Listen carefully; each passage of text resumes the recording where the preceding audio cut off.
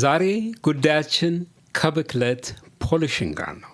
No, not that kind of pollution. ይህን አይነቱን ኖይዝ ፖሊሽን፣ የድምፅ ብክለት።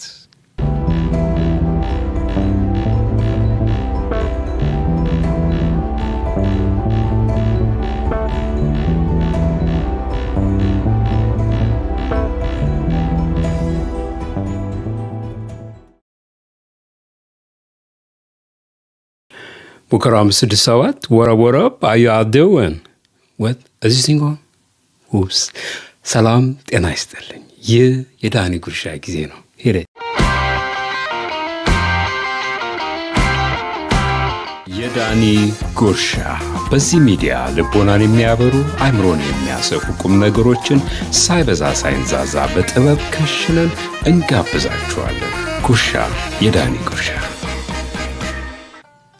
ኖይዝ ፖሊሽን፣ የድምፅ ብክለት ሳንጠራው የሚመጣብን ከመጠን ያለፈ በዙሪያችን የምንሰማው የትራፊክ፣ የኮንስትራክሽንና ኢንዱስትሪ ድምፅ ሲሆን በሰው ልጆችና እንስሳት ጤንነትና ደህንነት ላይ አሉታዊ እክልን ይፈጥራል። ይህ እንግዲህ ጉግልን ኖይዝ ፖሊሽን ምንድን ነው ብለን ብንጠይቀው የሚሰጠን ዴፊኒሽን ነው። ናው ነገሩን በተንተና አድርገን ስናመሳጥር ረቀቅ ወዳለው የድምፅ ብክለት ውስጥ እንገባለን። ወደዚህ አይነቱ የድምፅ ብክለት እንቅልፍ እስኪጥለን ነቅተን በምንመላለስበት ጊዜ ውስጥ አእምሮአችን በተለያዩ ድምፆች ሲነቆር ነው የሚውለው። እነዚህ ድምፆች ሌላ ሳይሆኑ ሳይቋረጥ የሚፈሰው የሀሳቦች ጅረት ስትሪም ኦፍ ኮንሽስነስ ነው። አንደበታችን ቃል አውጥቶ ድምፅ ባይፈጥርም አእምሮአችን ዝም ብሎ አያውቅም።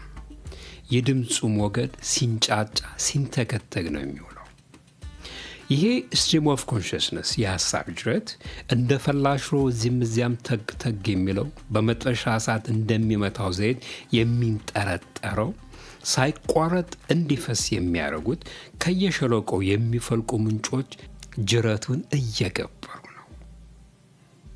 በተቻለን አቅም ገባሪ ምንጮቹን ማድረግ ወይም ማቋረጥ ከቻለን ሞገዱ ሰክኖ የአእምሮአችን ሰላም ይመጣል።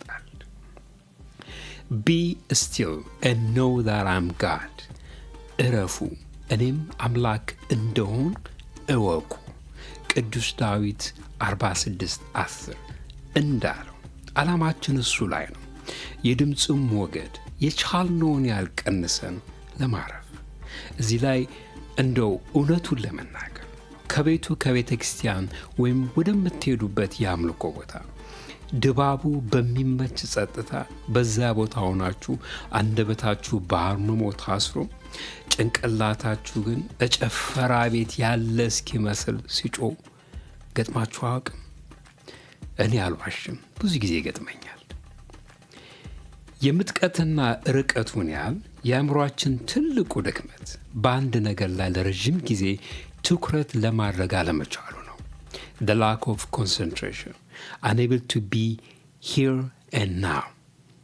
የኢቮሉሽን ዝግመታዊ ሂደት ቲዎሪ ወዲያ ትተን ይህ በክርስቲያናዊ አረዳድ ከአዳም መውደቅ the fall of Adam በኋላ የመጣ ችግር ነው።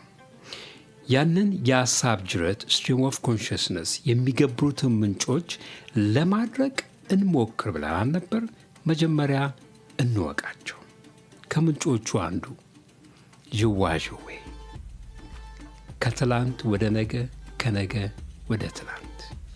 አሁን ላይ ሆነን ወደ ኋላ መለስ ብለን በትዝታ ጸጸትም ይሁን መልካም ትዝታ ወደፊት ርቀን ሄደን ነገ ላይ እንዲሆን በሚል ፍርሃት ተስፋ ወይም የቀን አንዱን ስንጥል አንዱን ስናነሳ አቤት ያለው ካታ እንደ ዘበት ከትላንት ወደ ነገ ከነገ ወደ ትላንት በሀሳብ ስንዘል ስንወነጨፍ የሚያቅተን ነገር ሰክኖ አሁን ላይ መሆን ላይ be here and now። በሕይወታችን እንደ ዛሬ አሁን የሚበደል አቢዝ የሚደረግ ነገር አለ። መድረቅ ያለበት ሌላኛው ምንጭ በሀሳብ ነገር መገረብ ለሚለው ቃል እንግዳ ለሆናችሁ ነገሩ እንዲህ ነው። የሆነ ቅቅል ነገር በልታችሁ ውስ ለካ ጾም ላይ ነን ሶሪ ግጣችሁ የተዋችሁትን አጥንት አንስታችሁ ገልበጥ እያደረጋችሁ የሚጋት ስጋ ካለው ስትፈልጉ መገረም ማለት እሱ ነው። እንደው ስለ እውነት መገረም በአጥንት ነው ወይስ በሌላ የምታውቋት በሉኝና ወደ ነገራችን ስንመለስ አእምሯችን ዛሬ ትላንት የሆነውን ብቻ አይደለም፣ የዛሬ ስንት ዓመት ከሆነ ሰው ጋር ያደረጋችሁትን ንግግር አንስቶ እያገላበጠ እንዲህ ሲለኝ እንዲህ ባልኩት ጥሩ ነበር፣ እኔስ ማነኝና ልኳን አላወቀችኝም፣ ሌላም ያለቀለት የተዘጋ ፋይል አንስቶ ነገር ሲገርብ ራሳችሁን አልታዘባችሁትም? እንቅልፍ አላጣችሁም? ምንጮቹ ተጠራቅመው ደራሽ ጎርፍ ሆነው እንዳይወስዱን ወደ መጨረሻው ዘመን ያፈለቀው ዲጂታል ምንጭ on the tip of your fingers። ይህንን ለየት የሚያደርገው አንድም አእምሮአችን በእንቅልፍ አረፍ የሚልበትን ጊዜ የሚሻማ መሆኑ ብቻ ሳይሆን በሌላ በኩልም የጊዜያችን ትልቁ ፈተና ነው። ስማርትፎን እጁ ያልገባለ ለማለት ይከብዳል። ያሉን የሀሳብ ጩኸቶች ሳያንሱን በስማርትፎኖቻችን ተሽሎክልከው ሶሻል ሚዲያዎች የድምፅ አይነት ባናቱ ይግቱናል። ከላይ እንደጠቀስ ነው ከአዳም መውደቅ ፎል ኦፍ አዳም ጋር ተያይዞ የመጣው የአእምሯችን ድክመት በአንድ ነገር ላይ ትኩረት ለማድረግ አለመቻል፣ እሱን ያዙልኝና ከ8 ዓመታት በፊት ፋደር ማክሲሞስ ኮንስታስ የሚባሉ የግሪክ ኦርቶዶክስ አባት ያሉትን ላካፍላችሁ። የቴክኖሎጂ እድገት ካመጣው ዲጂታል ቁሶች መስፋፋት ጋር ሶሻል ሚዲያ በምን መልኩ የጎዳን መሆኑን እንዲህ ብለው ነበር። The fallen man mind is fragmented, prone to distraction and scattered across an infinite of disconnected thoughts and sensations. Rather than working to alleviate this weakness, we have instead built a culture of organized distraction, aiding and abetting the mind in its fallen condition. ወደኛ ስመልሰው የወደቀው ሰው አዳም አእምሮ የተበታተነ የተከፋፈለ ነው። መጨረሻ በሌላቸው የተሰባጠሩ ሐሳብና ስሜቶች ለመሳብ የተጋለጠ ነው። ይህንን ድክመቱን ለማቅለል ከመስራት ይልቅ የአእምሮውን ድክመት የሚያበረታታና የሚያግዝ የተደራጀ የትኩረት ማሳጫ ባህል ነው የገነባንለት። Now, anytime when you pick up your smartphone, think of these words. ይህንኑ ለውጥ በአንዴ እናምጣ ብለን አንሞክርም። መጀመሪያ ችግሩን ካወቅነው ለለውጡ መንገድ ጀምረናል።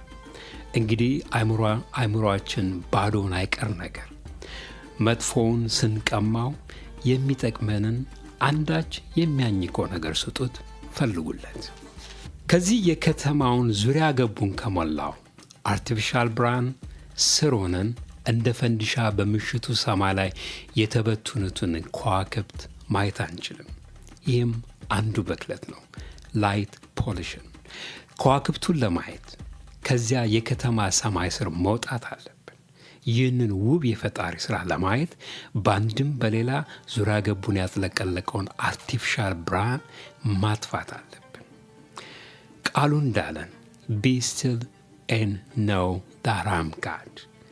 እረፉ እኔም አምላክ እንደሆን እወቁ። በአእምሯችን ያሉትን ድምፆች ጸጥ ሲሉ የሐሳብ ጅረት ማዕበሉ ሲረግብ ለጥቂት ደቂቃዎች ያህልም ቢሆን ያኔ ፈጣሪ የሚለንን መስማት እንችላለን። የእኛም ጸሎት ያለምንም ቃላት በአርምሞ በእርሱ ዘንድ ይሰማል። እኔም በዚህ የሶሻል ሚዲያ ባላችሁ ጭወት ላይ የራሴን ከጨመርኩበት ይቅርታ ጠይቃለሁ። ምንጩን አድርቁ ብሏል ብላችሁ ግን አንሳብስክራይብ እንዳታደርጉኝ እሺ። እሱ እኔን አይመለከትም። ቸር ክረሙልኝ ወዳጆች። የሳምንት ሰው ይበለን።